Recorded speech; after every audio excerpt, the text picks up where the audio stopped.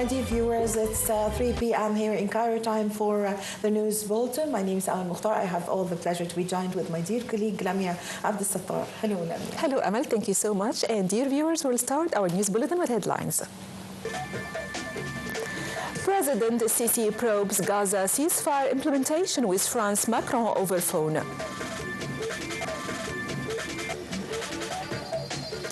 Trump in rebuke by Palestinians, Arab and world leaders over Gaza takeover proposal.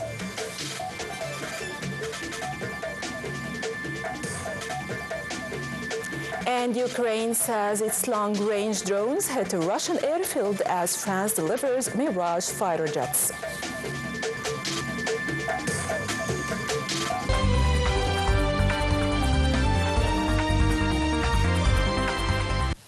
Welcome back. The news in detail. President Abdel Fattah al-Sisi has stressed the necessity that the international community shoulders its responsibility for implementing the two-state solution, being the only guarantee to restore regional stability. The president made the assertion in a phone call with French President Emmanuel Macron, where he received Egypt's efforts for ensuring the full implementation of the ceasefire agreement in Gaza.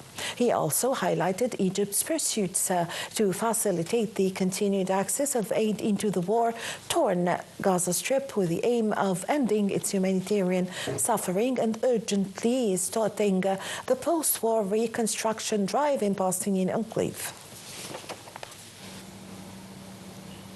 The Arab League Secretary General Ahmed Abul Ghay today received Palestinian Prime Minister and Foreign Minister Mohammed Mustafa. The meeting touched on the current challenges facing Palestinians in Gaza and the Palestinian government's moves to tackle them on the political and humanitarian levels. The Palestinian Prime Minister asserted that his government is seriously working to provide relief to suffering Gazans and launch construction across the devastated strip.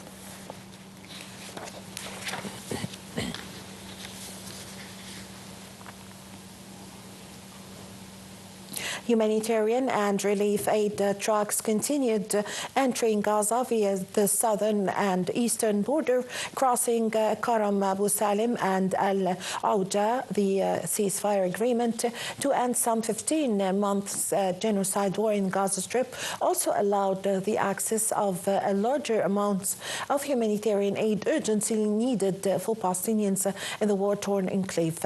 Since the ceasefire went into effect on the 19th of January, 3,142 relief aid trucks and 238 fuel and cooking oil trucks were allowed into Gaza after inspection at the said border crossings.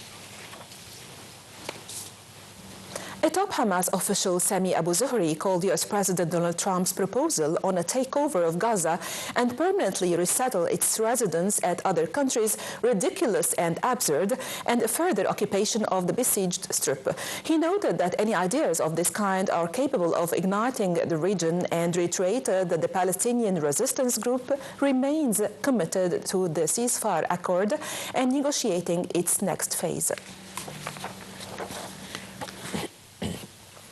U.S. President Donald Trump's administration appeared to backtrack after his proposal to take over Gaza's part approved, facing a wave of criticism from Palestinians, Arab governments and world leaders. Trump's Secretary of State Marco Rubio said any transfer of Gazans would be temporary, while the White House insisted there was no commitment to sending U.S. troops. The White House press secretary Caroline Leavitt later said that Washington would not fund Gaza's reconstruction after more than 15 months of genocide war. However, she added that Trump will strike a deal with regional partners to rebuild the ruined territory.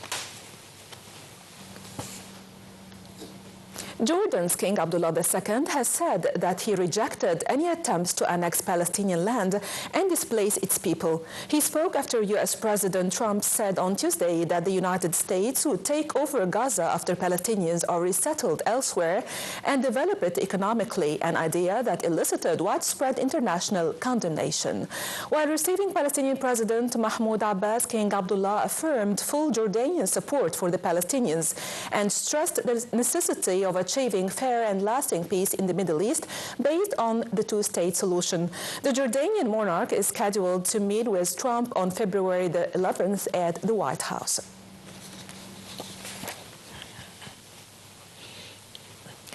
United Nations Secretary General Antonio Guterres told President Donald Trump to avoid ethnic cleansing in Gaza after the U.S. leader proposed that Palestinians resettle elsewhere and the United States take over the war-torn enclave. Guterres said that in the search for solutions, all parties must not make the problem worse, reaffirming the two-state solution. Guterres was addressing the Committee on the Exercise of the Inalienable Rights of Palestinian people.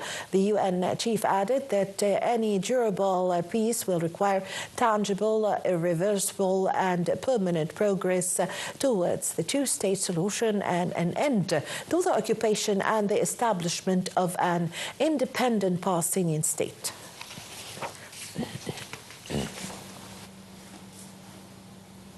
Spain's Foreign Minister José Manuel Albares today rejected an Israeli occupation suggestion that his country should accept displaced Palestinians from Gaza. Albares said in an interview with a Spanish radio station that Gazans' land must be part of the future Palestinian state. China's foreign ministry spokesperson also said that Beijing opposed the forced transfer of people in Gaza. The spokesperson said that Gaza is a Palestinian land, not a political bargaining chip, let alone the target of a law of the jungle, reiterating that China firmly supports the legitimate national rights of the Palestinian people.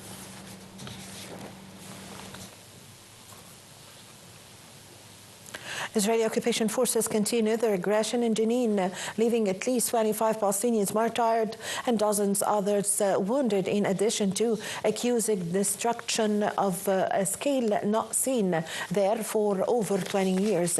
The UN Agency for Palestinian Refugees have said that Jenin refugee camp in the occupied West Bank is heading in a catastrophic direction, adding that residents had endured the impossible.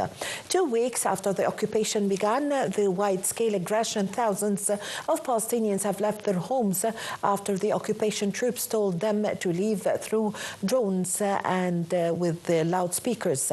After destroying roadways and other infrastructure, the occupation forces demolished multiple buildings and the weekend causing loud explosions. UNRWA, the UN Palestinian Relief Agency, said that the demolitions in Jenin undermine the ceasefire reached in Gaza and risk a new escalation. Russia officials said that a Ukrainian drone hit a Russian border village today, killing 3 people. The strike targeted a village in the Belgorod region, which has a border crossing with Ukraine's Kharkiv region. The crossing has been closed since Moscow launched its 2022 offensive on Ukraine. Russia has established a no-go zone in the border area in Belgorod since October 2022, warning civilians not to enter due to the risk of Ukrainian attacks. Meanwhile, Ukraine's military said Russia launched 77 drones and 2 ballistic Iskander-M missiles to attack Ukraine overnight. Ukraine's Air Force shot down 56 drones and 18 more didn't reach their targets.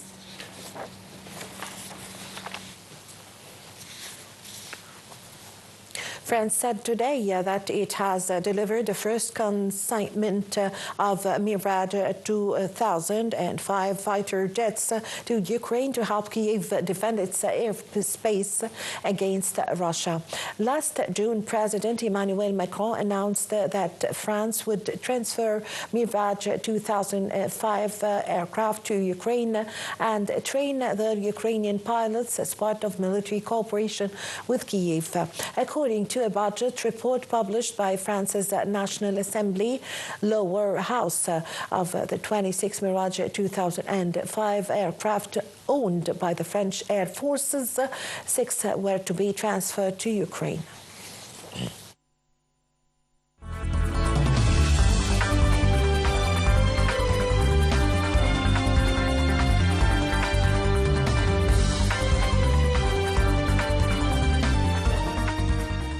And to the news of business and economy. Prime Minister Dr. Mustafa Madbouli today chaired a follow-up meeting of development at the North Coast with a number of investors in the tourism field. The meeting aimed at coordinating with investors who own lands in eastern Matruh in the western North Coast on realizing the state's vision with regards to the development of these areas.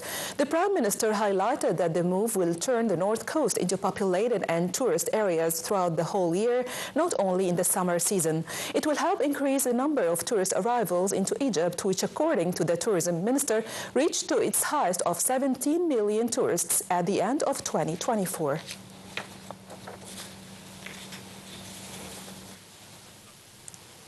Egypt's markets was higher in midday dealings today amid purchases by local investors against sell-offs by Arab and foreign investors and Arab corporations. The market capital of listed companies reached 2,219 trillion pounds amid transactions of 21.5 billion pounds. The benchmark index EGX 30 rose 0.60%. The equal-weighted indices EGX 70 and EGX 100 climbed 0.52% and 0.53% respectively. Oil prices rose today, steadying from a sell-off the previous day after Saudi Arabia's state oil company sharply raised March oil prices. U.S. crude edged 0.32% higher to $71.27 a barrel, while Brent crude rose 0.23% to $74.78. Also, gold resumed its rally to firm near a record peak and was last at $2,870 an ounce.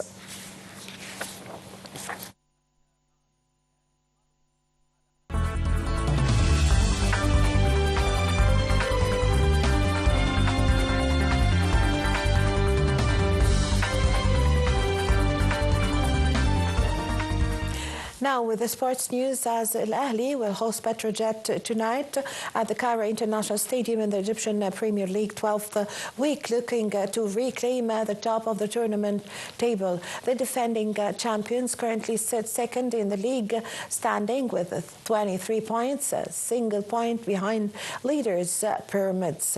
After an impressive start, Petrojet occupied the sixth place with 17 points and are looking to further cement the position in the upper half of the table. In direct confrontations between the two teams, Al-Ahli won 21 times, drew in 5 and never lost to Petrojet.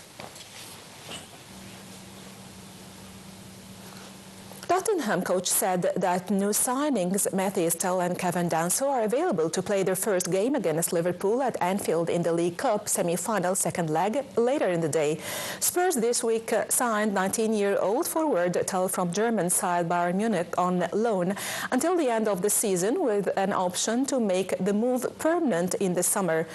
Austria defender Danso, 26, also arrived on loan until the end of the season with an obligation to make the deal permanent. Spurs have a 1-0 lead over League Cup holders Liverpool after the first leg win in early January and are chasing their first trophy since winning the same competition in 2008. Well, with this, my dear viewers, we come to the end of this Nile and Egyptian satellite news bulletin. My name is Amal Mukhtar. I had all the pleasure to be joined with my dear colleague, Lamia Abdel Sattar. Thank you, Lamia. Thank you, Amal, and thank you, everyone, for watching.